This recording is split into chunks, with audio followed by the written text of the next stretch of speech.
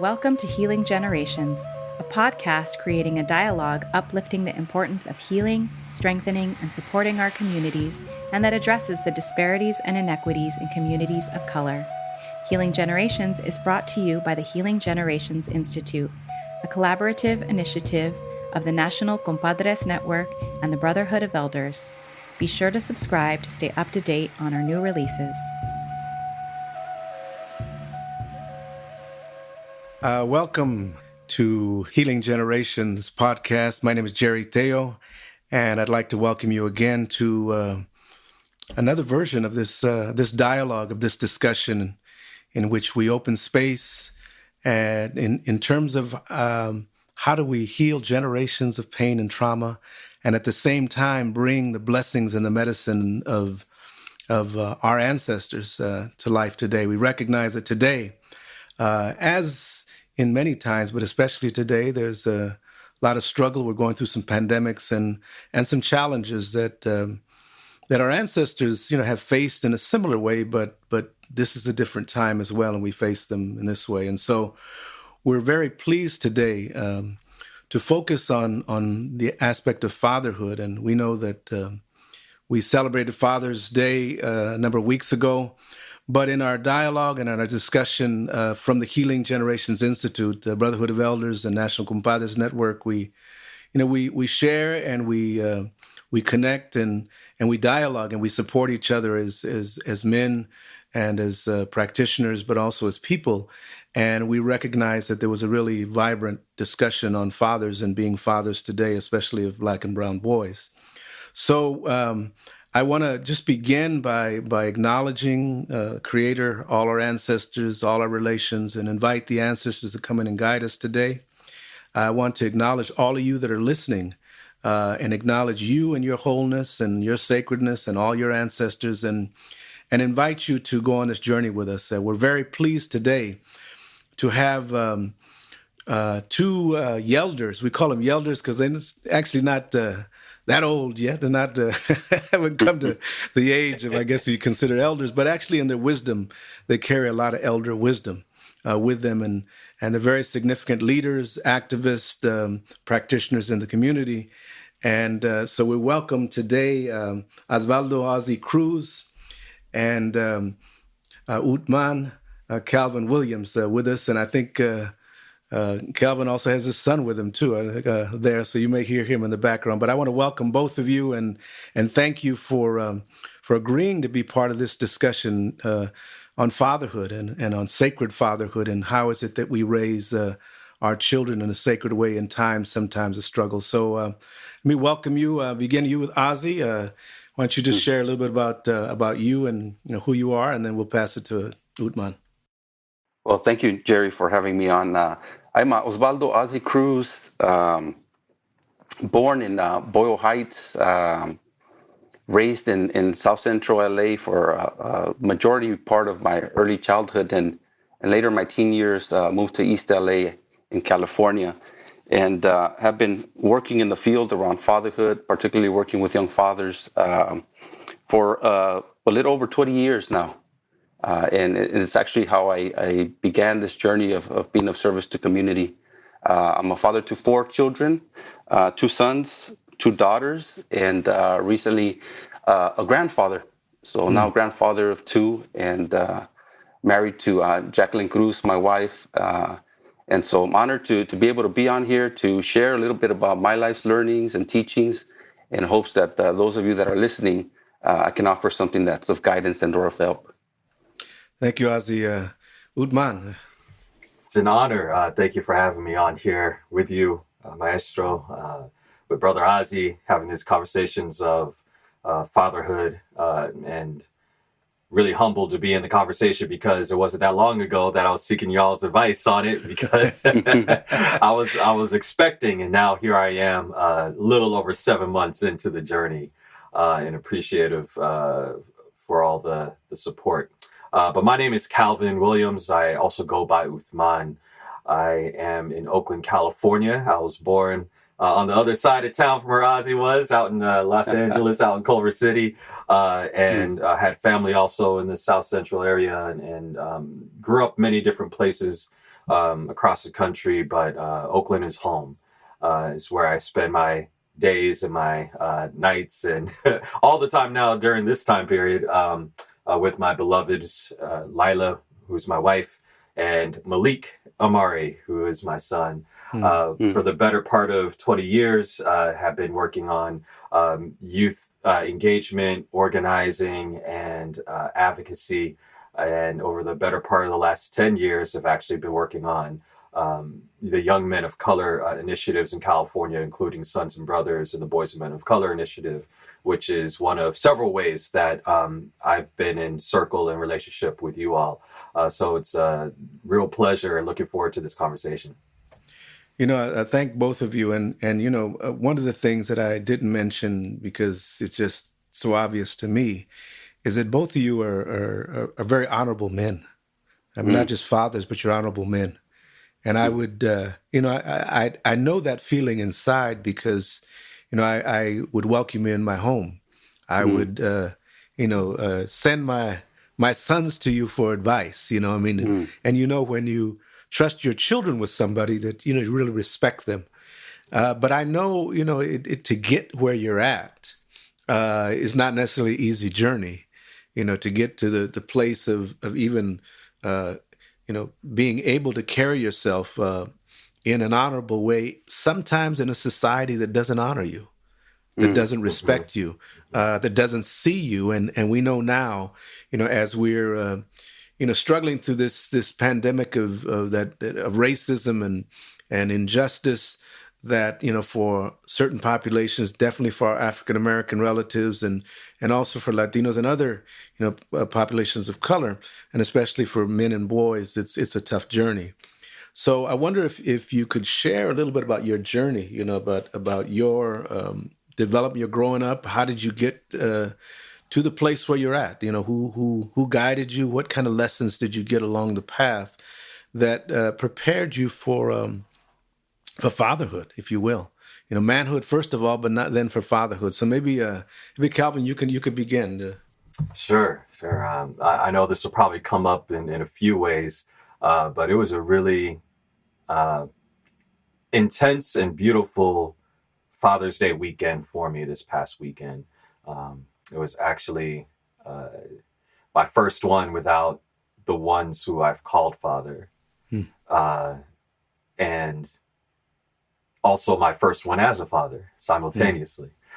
So there was a lot of reflection that I had on this question of how did I learn how to love and show love to my son, and what are the ways in which I remember their love languages to me. And I actually wrote this out that I wanted to share now. I learned the languages of love, and so because of them, I learned how to practice those languages of love with Malik. I see him with my father's eyes. I dance with him with my dad's moves. I laugh with him with grandpa's booming laugh. I kiss him with Lolo's sniff kisses. And it's in those ways that that I actually was tracking, like, oh, wow, I actually do this because this was how I was showed love. And so much of my journey in fatherhood was in search of first, my namesake. You heard by different ways I introduced myself. Uthman is my spiritually given name. My birth name was actually given to me by my grandfather, Calvin Mitchell Williams Sr., after my father, Calvin Mitchell Williams Jr., who they called Sonny, who unfortunately passed 4 months before I was born. But I was raised by a really good man who took me in and my older sister, Nancy, in as his own children, along with the children that he came to have with my mom. His name is Roosevelt Maryland. Unfortunately, he had just passed during this time in the last 2 months. And to be able to feel loved by someone who took you in as their son, to be loved by someone, even if I hadn't met them, I know my father loved me, right? And to feel the love from my grandfather. So one grandfather who literally was the first man to hold me, to kiss me, and actually named me. And then for my maternal grandfather, my Lolo, he's the one who taught me the fedora game. I wish there was a video so y'all could see it. I mean, I try to keep up with y'all with the fedoras, but he was That's the one. That's a tight hat, man. Yeah, That's a nice I appreciate it. I appreciate it. But he would be the one to tell me, like, hey, get these feathers, bring it for the hat, bring it for the fedora. And, but there's something about that journey that I was on that at first was really a journey of seeking to be found. I wanted to be claimed because when I was learning how to write my name, it was Calvin Williams. And I was like, wait, but my name is different from my younger sister. Her last name is Maryland. And then his last name is Maryland. Mom, sometimes yours is Williams. Sometimes it's Maryland. Like, what, trying to find out where I belonged in that way. And I will never forget what my, the man who I call Dad, told me, that night. He's like, so your father passed before you were born. But I'm your dad, and I will always be your dad. And I think that seeking to be found and sought after gave me that sense of belonging. And then there's that other journey of learning their story, learning their ways, learning their mistakes, learning how to forgive. And as I got older, learning that I too am a man with flaws and struggles and story of healing and a journey that I am a part of as well. And it was in that journey that I'm very grateful that I found a practice and practices that I was able to learn these lessons, have this wisdom, learn this compassion, that I can hold their stories and my story as I'm crafting one now of my own in relationship with Malik. So I'll leave it there for now, but really that how I came into the story of fatherhood is in search of belonging and in search of what's in the name, dad, of father, of Lolo, of grandpa, and how can I show up as best as I can when it's my time to be called to that service. Wow. Yeah.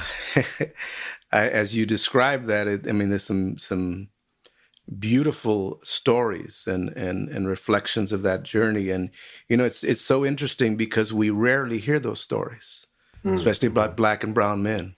In fact, the narrative is almost the opposite, and you talk about love, so vibrantly about that these men showed you this and stepped up and stepped in. And I think, that's part of that healing. Part of the healing is really correcting the narrative, of who we really are, and at the same time, I know, people have different journeys. Mine was a little bit different. And Ozzie's, obviously is very different. So maybe Ozzie, you can share a little bit about your journey towards fatherhood and what got you here. Sure. Thank you, Jerry. Wow. Let me just acknowledge that, the topic of fatherhood for me is very deeply heartfelt. My journey into fatherhood began at the age of 15 when I found out I was going to be a father. And I think it's important for me to mention that, I went into becoming a father wanting to be a father. And on the preface of being raised and not knowing my father, I knew that I wanted to be a father to someone. I knew then that I wanted to provide that which wasn't provided for me. And so part of what has helped me to become the father that I am today has been because I've had people who have been able to walk with me. I've had elders that I've been able to lean on, elders who scolded me, me regañaban, who kept me on track. And even now, we all need somebody to support us in that way. But I do want to acknowledge Bobby Lee Verdugo, one of my elders, father figure, mentor who recently passed, transitioned on to the next world. I went into a fatherhood program specifically for young dads, teenage fathers, program called Con los Padres. And there I met Bobby. And Bobby was the first man to ever call me mijo, to ever claim me as his son. And so I went into that program eager to learn that which I did not know, not just the information, not just around child development, which all of those things are important. But I think for me, the eagerness to learn was that which I had not felt. And how do I now, as a 15, 16-year-old teen father, provide that for my child?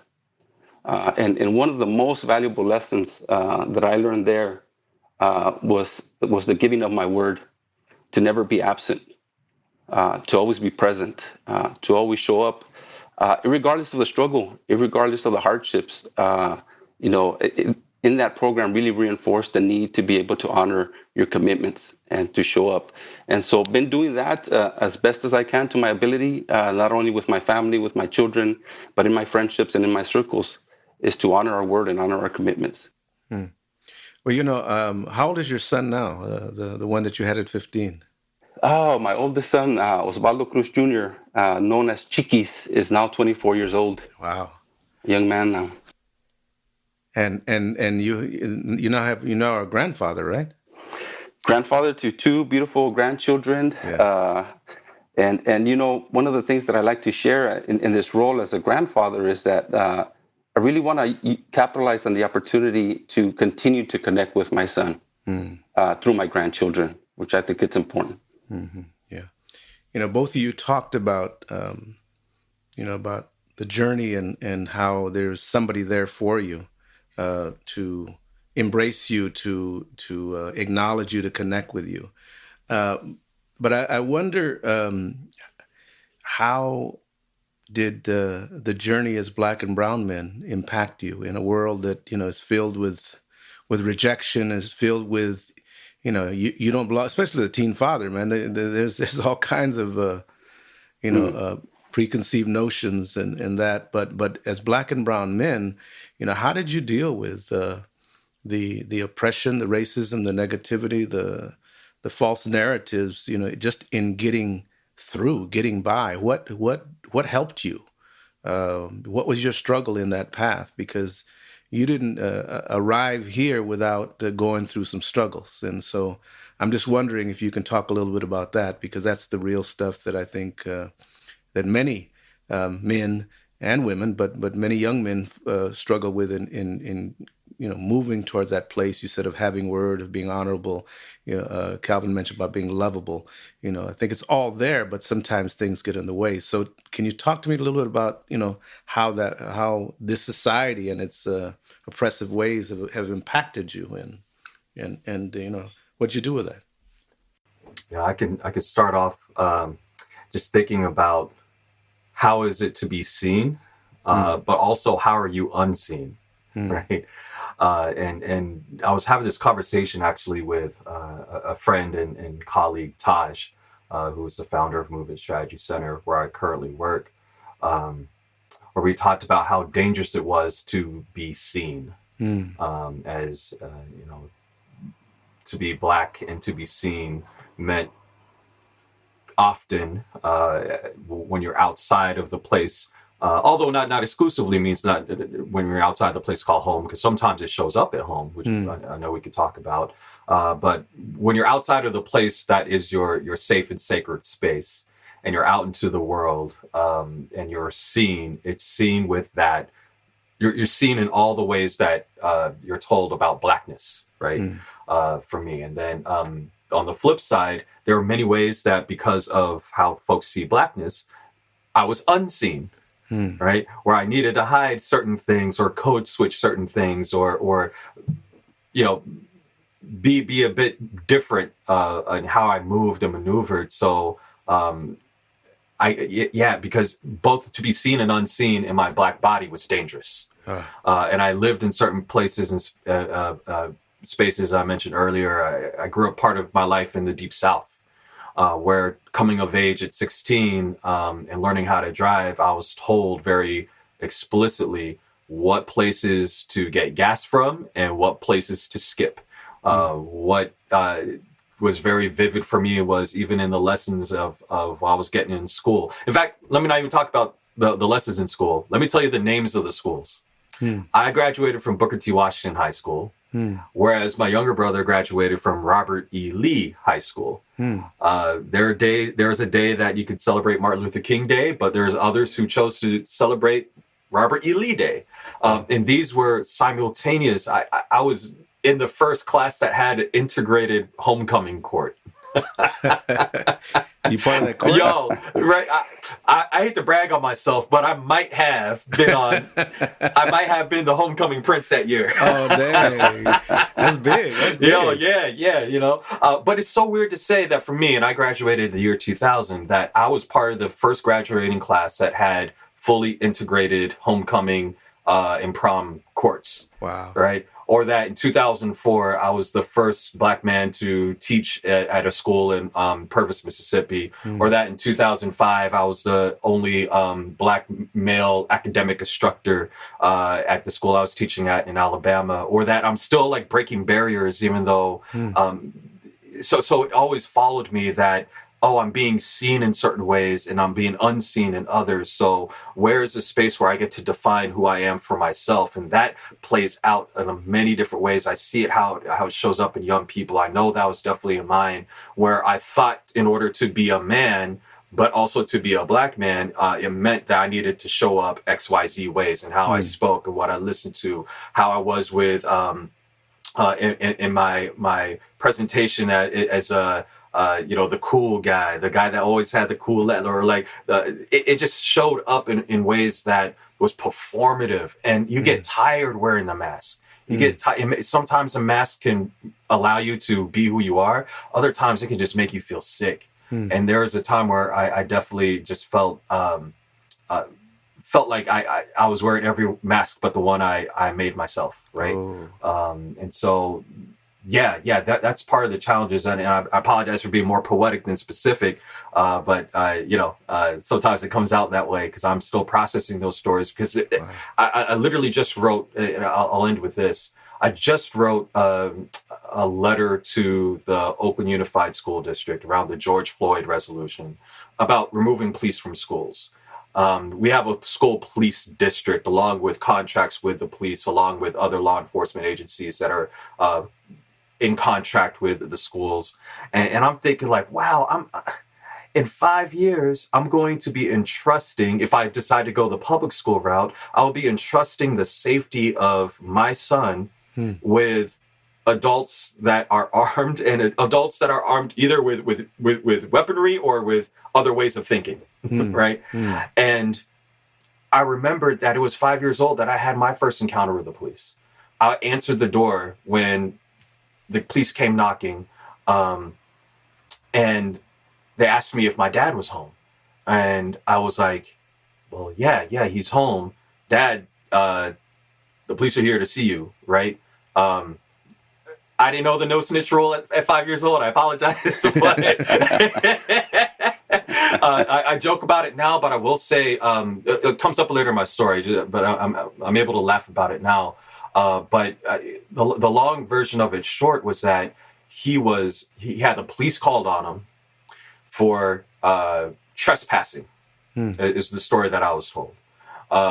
His car matched the description. He matched the description of some sort of trespassing. They did not know that this man that they were placing in handcuffs was a U.S. Air Force service member, that he was dropping off a fellow service member into a neighborhood that he was living at. And that in that gated racist community, they saw someone that looked like they didn't belong. So they made the call. And that was the story behind the story of what happened, right? And meanwhile, the 5-year-old version of me, I'm like horrified seeing him taken away in cuffs and blaming myself for answering the door, thinking that I did something wrong. And just remember just crying all night. That's my first experience with it. And then to have that experience, almost happened to me, where I was in a gated community in that same town, out of place, and had the police called on me, and had people. I can't help but think of Ahmaud Arbery, because the same thing happened where a van pulled out in front of me to block me off, and the police were blocking me in the back. If it weren't for the person I was with. Side note, it was probably the worst date ever, because I told her, I was like, yo, you might have to bail me out of jail or just make sure I stay alive. But I kicked into all the teachings that I had. keep both hands on the steering wheel, turn on the lights, roll down the window, but not all the way. When you have your registration, everything already out, but once he's there, don't move. Officer, I want to see your license registration. My license and registration is in my wallet. My wallet is on the dashboard. Can I reach for I didn't ask for your wallet. I reach for my wallet. I show him, right? It's like, I didn't say that. Pull it out. I'm reaching into my wallet. I'm narrating everything. And then if it weren't for being co-signed by the person I was with, I would have gotten blamed for something that my father, 13 years before that, same issue, trespassing, there's been break-ins, you've matched the description, right? I refuse to have that story. I refuse to imagine a world where I have to have that talk still with Malik. It's only in 5 years. 5 years goes by like this these days, right? And so that in that letter that I wrote, I said, I want to author a different story of what safety, love, and protection looks like for Malik. Love him the way that I love him. Love our black children, our brown children, the way that you love yours, right? Because the majority of our school board is actually black and brown. So how do we show up, be it in community, in schools, in our homes, with our loved ones, to love and protect our children, allow them to be who they are in their sacredness and their fullness. And I couldn't help but to share that story because it was so heavy on me this weekend, and in all the things that are happening around rethinking what safety, freedom, and protection looks like for our loved ones. I appreciate you offering that and just sharing that. And what struck me in what you said is that you said, apologize for being so poetic, but I'm still going through it. I'm still processing it, and I think that's the thing that people don't understand, that it could be years later, you're not in the same so-called same situation.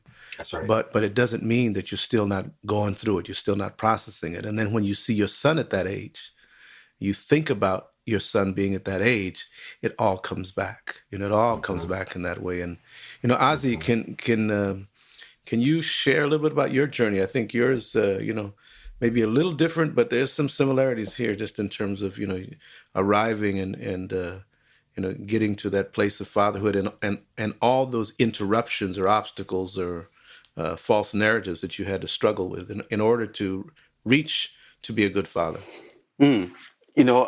Immediately when you stated the question, what came to mind, Jerry, has been a constant challenge to combat stereotypes. Remember being a teenager and having that being always present in my consciousness, and having to be hyper conscious of my identity and how people saw me and how people treated me, that caused me to be on edge. Didn't allow me to be relaxed, to feel at peace, but always having this sense of I have to prove otherwise. I have to prove against what people are saying about me and my people and my culture. And so that's been a struggle. It continues to be a struggle as a 40-year-old husband, father, now grandfather, because that hasn't completely gone away. I am a little bit better equipped to handle those kinds of situations and instances. But it's been a journey. It's been a struggle. You personally, Jerry, know of situations that I've shared with you and others in which I've been escorted out of theme parks for doing nothing wrong other than being brown. Been humiliated in front of my children, in front of my partner at the time. And it's heartbreaking. It's heartbreaking to think of that. It's heartbreaking to think that may continue to exist for our communities, for our children. But what has been really helpful, and because I've been on this journey for over 20 years, is having a place where I can go and share. Not that I need a resolution, not that I need results or an action plan, but let me just get this off my chest to say that what was done with me, I still carry. And the pain of that experience still hurts. And that I hope and pray that none of our children, none of anyone's children ever have to get treated in such a way in which they're not being dignified. And so it's a constant struggle to do those things and rely a lot on prayer, to say to Creator, I don't want to blow off. I don't want to express myself in a way that's going to draw a lot of attention, that's going to hurt anybody. Help me to resolve this in a good way so that I don't have to be violent. My children don't know of their daddy ever being violent. My children know peace because violence doesn't exist in our home. And so part of what has continued to support me in this walk is surrounding myself around people who walk and think in such a way of being honorable, of having a healthy home. Ozzie, when you're talking, because I remember, the situation, and you didn't go into it too deeply, but, we were working together back then, and you were working really hard to try and be a good father, and had saved some money. Mm, We're really excited to take your kids to Magic Mountain, and mm, it's, when you're a young father, you don't have a lot, you can barely pay the bills, barely pay the rent, barely pay whatever, and then you save the little that you have, and your kid is saying, "Daddy, when are we going? When are we going?" And you're well, we're going this time. We're gonna go, and they're excited, and you're excited, and and then you get there, and I remember the story very vividly. mm, You got there to check in, and they pulled you aside, and mm, they began frisking and checking you, and you sharing that your kids were watching. mm, That your kids were watching, and you were afraid, and and they were afraid, and then they escorted you. They didn't let you go in. you mm, know so and the long lasting impact of that, uh on you, and on your children, as Utman said, him as a 5-year-old remembers that experience. Your mm, children remember that experience. It doesn't go away. you know and people are saying, well, that was a long time. No, that's right now. And mm, what I think people don't realize is that stress, that anxiety affects you in every way. Physiologically, it makes us nervous, it makes us anxious, it makes us hypersensitive, and that then affects our health. And we're seeing it right now in this pandemic of COVID. A lot, disproportionate number of Black and brown people, getting Yeah. sick, because of all of that dis-ease that has come from generations of racism that have compromised our health. We're higher rates of diabetes, of high blood pressure, of all kinds of things, and it comes from that anxiety. It comes from that pressure. It comes from that unsettling feeling. It comes from that stress. And mm, so, you know, um, it's interesting because we've been doing fatherhood work for a long time, and we see these curriculums about fatherhood, and it's all about the regular stuff. Let's look at ages, stage of development, and child Right. development and discipline and all that. It never deals with the real stuff. Right. It never deals with the real stuff that we struggle with. And that's really what's necessary, what's needed. How do mm, I get by? How do I do this? And you mentioned without bringing anger mm, in my home to my relationship. Because, let's be real, as much as we love our kids, they challenge us. They're mm. going to challenge us, and they're going to push back, and they're not going to go along, and they're going to be in the store and, and crying, and I want this, and it Hey, triggers let me all tell kinds. you about the hour that I spent before I got on this call. So Bless the them. so the prayers that you mentioned, Ozzie, are Mm, very important during those times. But mm, but what I'm wondering is, you know, we are now in this journey with the incident with George Floyd and so many others, that now racism finally is in the dialogue, and it's triggering up a whole lot of feelings that many of us carry all day long anyway, but now they're right here.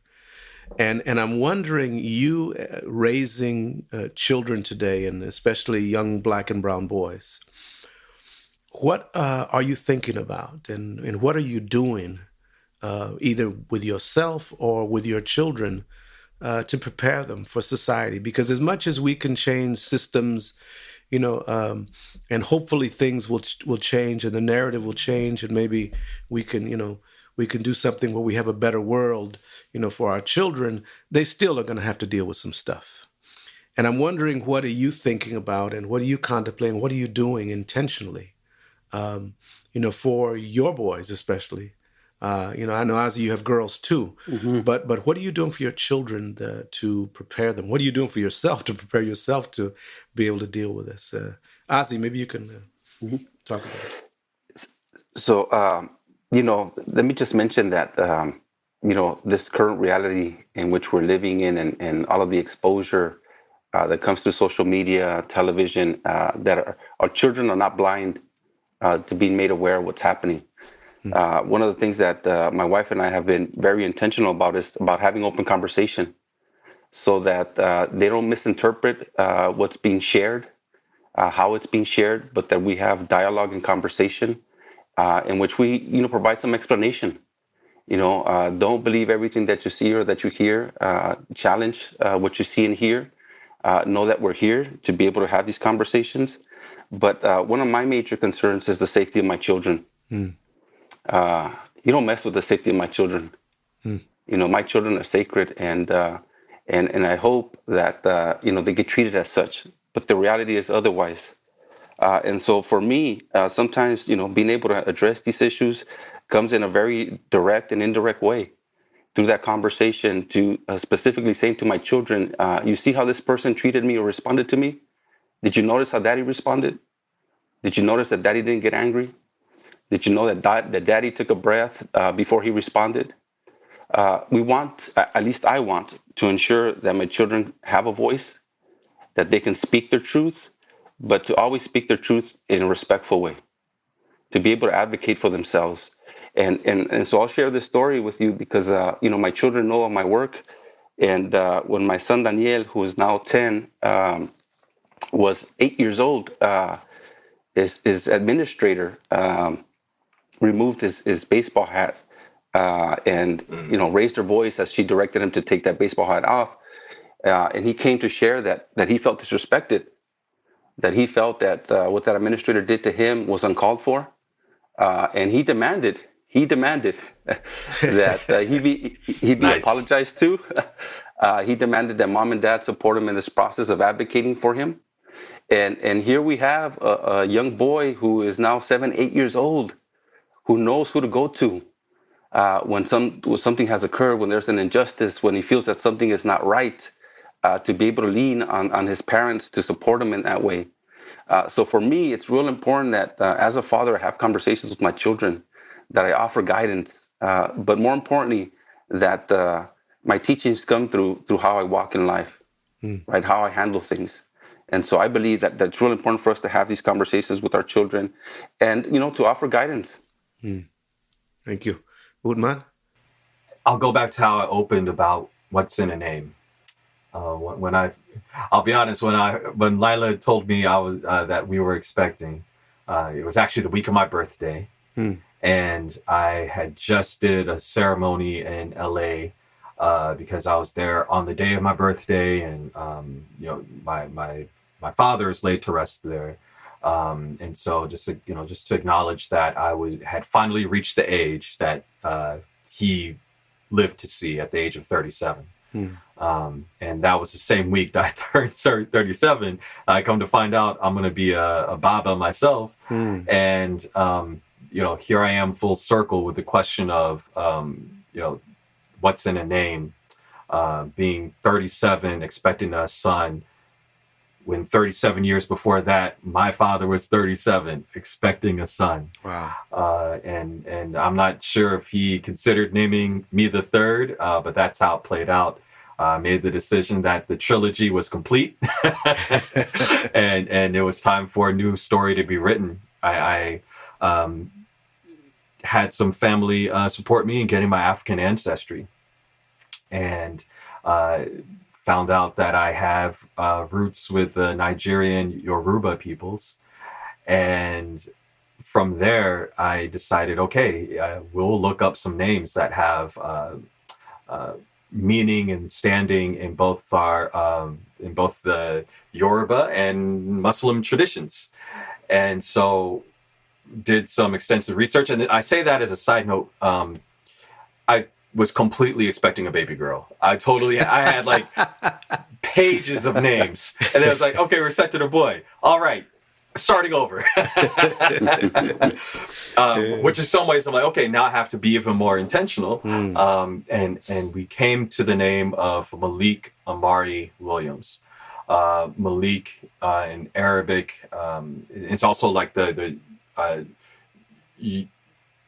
I'll say Yorubicized, or like the Nigerian pronunciation of Malik, the Arabic word for king, and Amari, which means strong. So, having him the strength of a king. Wow. Be careful what you ask for. What you name him. right. Exactly. What you name. But I'm able to share that story with him and prepare him for the story of, the story of your family does not start, begin, or end just with me, just with us. That there are fathers before us, grandfathers before us. There's a time where the names meet this brick wall where it says name unknown. And I was able to actually get connected to a cousin who tracked our family tree. I'm able to trace our family names to 1840. Wow.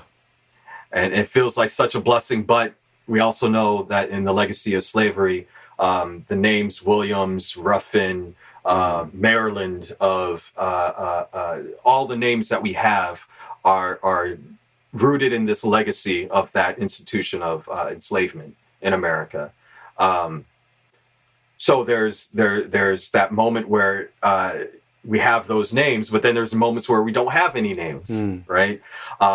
But because of that story of being able to look into the lineage, now we can add another bookend to it where we could say, on the other side of this ocean, our story continues because we're of this peoples with these names. And so being able to tell him that his history, his family, his fathers, grandfathers, and fathers before him are part of this lineage feels like so much more a complete offering than just the one in the legacy of oppression or enslavement or limitation or absence. There's a powerful presence of culture, teaching, remembrance. Coming to find out that 100 years apart in 1890s to the 1990s, that my grandfather of the Calvin Williams side, on the Calvin side, I had a family member who was living in Montgomery, Alabama. Right? Wow. Yeah. So it's really interesting that here I am 100 years apart, and I'm like completing a circle. And so now I'm able to gift those stories. So a lot of these, guess what I'm getting at?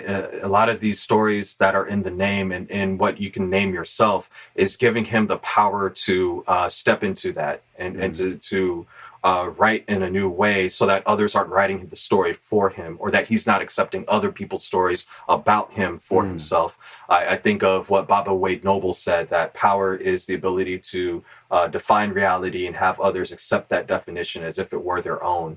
And he meant that specifically in how one defines one's humanness and their relationship with others and their humanness. And so that's how I'm looking at it at the moment. But right now, in the very literal right now, I'm singing. I'm praying. I'm hugging him. I'm kissing him. I'm showing him all the love in ways that reports say that, at a certain age, Black boys are no longer seen as boys. I'm going to love that boy as long as I can, and as long as he would allow me to give them those kisses, to say my little prayer as I tickle them. May I be gifted a son from among the righteous, and just love him up in that way, because those are the same ways that I got loved through, that I got held down. The prayers of my grandmother, my grandfather, my fathers, my mother. It's what allowed me to be at this point the type of father that's asking these sets of questions. That's what I got. Ozzie? I just wanted to add that you mentioned, how do we prepare ourselves? And for me, it's constantly having to remind myself that I'm a part of a circle. That as I faced or address or have experienced injustice, racism, discrimination, oppression, you name it, as I advocate, speak up, to protest, to push back, to fight back, that I want to ensure that I make it home. That if my children are also protesting and advocating, that they make it home as well. And so every day that I step outside my home and into society and into the world, that's a part of my prayer. It's allow me to make the decisions that I need to be able to speak truth, but allow me to come home. Allow my children to come home. And I think both of you allude to a circle and traditions and spirituality and rootedness, that both of you are connected to, Calvin to the Brotherhood of Elders and Ozzie to the National Compadres Network, and we're actually one. We have intentionally become one in That's terms right. of an extended family. Because that history goes back generations where people of color, especially Black and brown, have merged and married each other, partied together, and defended each other that way, and so. In your parting words, I want to just ask you, what has that done for you to be part of, extended kinship network in which you have babas and elders that you can go to, in this journey for yourself, for your children, for your family, and maybe you can just share some parting words just about that as we bring this to a close. Ozzie? It's been a blessing. It's truly been a blessing to be a part of the National Compadres Network, to have come across many compadres, many maestros such as yourself, Jerry, and really, has strengthened who I am. My family is blessed because of all the teachings, our traditional practices, our prayer ways. I'm a lot stronger physically, emotionally, mentally, spiritually. And in those blessings, I hope my children and my family benefit from those. It's what continues to ground me. It's what continues to help me walk in a good way, is leaning and having the ability to gather with other men. And really acknowledging that we all have traditional ways that support us in hardships, that we all have our prayer ways, that there is no one more important than the other, one more sacred than the other, but acknowledging that when things get hard, that we give it up to Creator. And that I've learned this from you, Jerry, that collectively, our collective prayer also carries strength and power. Yeah, Calvin. Ashe, all that. I mean, that many of the ways that I'm able to be, I actually learned in circle. I think my first several circles were even before the summer camps that we have worked together at for the Sons and Brothers Camp.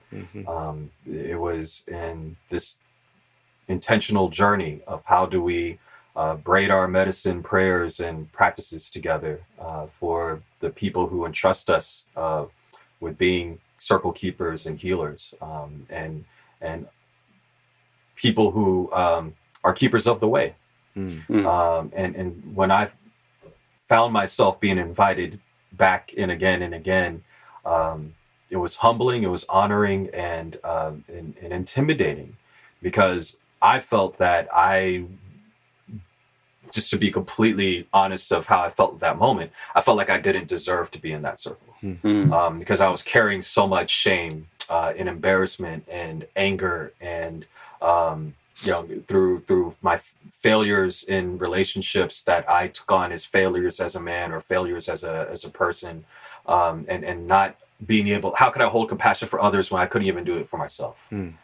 And much of the healing that I began to embrace and to lean into that journey around was healing that part of me, that first lie that I'm not worthy of compassion, and being able to extend that out to particularly the men in my life that I held those similar resentments, and being like, oh wow, if I'm going through this, how is this showing up for them? What were they going through? What supports did they have? Can I really hold that same resentment if this is where I'm at too? So that compassion, the invitation for compassion for myself invited me to be compassionate with others. And that's something that this circle has really prepared me for. And just to leave my final thoughts is a gratitude for you all, and then for the Brotherhood of Elders Network, for Baba Greg, for Maestro. In the first week, Malik had his naming ceremony. Baba Greg officiated the naming ceremony. He gifted him his first rattle that he still plays with. On the where, next to the drum where Baba Greg was playing, I had the bandana from Maestro Hector. I had the medicine bag with the sage and the sweetgrass and other medicines that I was gifted to from you all from summer camp. All of those prayers and the blessings and the teachings and the practices that you have invited me to was what was there to ground us in that naming ceremony for Malik. So I was able to welcome those prayers in as we welcomed in Malik's name into the world. And I will always be grateful for that and always be proud that that is how I can tell him his story with his name began in this way. So I hope that that is a lesson that he can take and appreciate in ways that I do. But I would not have even known to be in that way if it weren't for the circle that I'm connected to. So thank you all. And with hopes that that reaches someone who may need to hear that, may that story be received in that good way. Yeah, thank you both. And what really rings true in what you're saying is that we carry that ancestral medicine. We carry those blessings. We carry those teachings, and this world sometimes wants to dilute them or make people believe that we don't have that, and that stays with us. That is with us. That's who we are. That's part of what we're about, and that's what we need to call in these very difficult times. We need to call on those prayers. We need to call on those traditions. We need to call on the sacredness. And the thing that I just want to acknowledge is, many of those ways come from that feminine side, come from that sacred, from the women and the grandmothers that have blessed us and taught us, all these years. We're, in subsequent podcasts, we just listened to Maestra Concha Salcedo, who shared some beautiful teachings, but we have some other beautiful elders that will come on and talk to us more about that medicine. But, today I just want to acknowledge both of you for being these teachers, for being these leaders, for being, great fathers, for being good examples of our community. And, may the prayers and the ancestral medicine continue to come through you so that your children will always be blessed. And those children will then be the leaders of the next generation. We want to thank all of you for listening today. Again, thank Calvin and Ozzie and their ancestors and their children and all that have made them who they are. We want to welcome you to continue listening, to this dialogue, to this discourse. If you have suggestions or you had questions, make sure you send them to us. And and if you have other people you'd like to hear, you think would be good for us to bring on to lift up this type of medicine, these type of teachings, also suggested as well. Again, grateful to the Brotherhood of Elders National Compadres Network and everyone that makes this possible. May you continue to live your ancestors' blessings and have a wonderful day. Ashe. Él es Dios. For more information about Healing Generations and the Healing Generations Institute, visit nationalcompadresnetwork.org and be sure to subscribe to stay up to date with our new releases.